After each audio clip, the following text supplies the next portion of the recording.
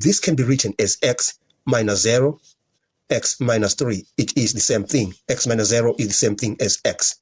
Now we can find the critical values. So the critical values of x, they are 0 and 3.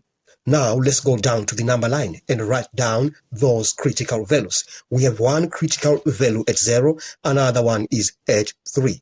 Now we need to test values on the left hand side of 0 to see whether this inequality will be valid. So we can take any number on this other side. We can take minus 1. If we say minus 1 times minus 1 minus 3, you get a positive answer. Now we say a negative and a negative, you multiply these two, you get a positive. All right. So we say this is greater than 0. So we say this inequality is valid in that region. Now let's look for the region between 0 and 3. We just take any number. We can take, say, 1. We say 1 is a positive, multiplied by 1 minus 3, you get a minus 2, so you get a negative answer, and you multiply a positive and a negative, you get a negative. But we're saying this is greater than 0, so we don't have any values of x between 0 and 3.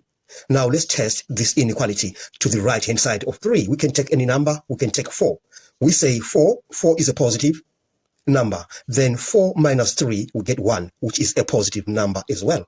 A positive multiplied by a positive, you get a positive. And we say this is greater than 0. So we have our values of x from 3 going to the right hand side. Then we write our final answer as x is less than 0, because values of x to this other side are less than 0. And x is greater than 3. And we are done with this part.